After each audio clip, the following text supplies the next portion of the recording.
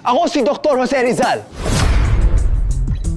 Ang pambansang bayani nyo, kaya makinig kayo. Kahit anumang problema mangyari, madadaan natin sa matalinong usapan to.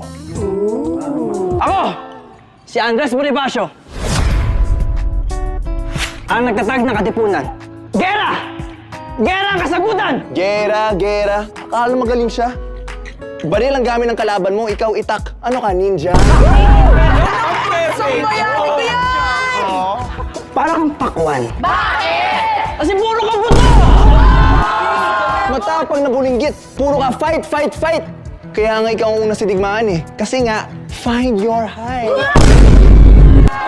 Habang kami nag-aantay, lumalaban at binubura ng emosyon, yung Dr. Jose Rizal nyo, nandun na Espanya, nagbabakasyon! Naku, Andres, hindi mo ako ngayang sabayan. Kasi ikaw, inggit. Ako, travel goals. Ikaw, field trip sa palayan.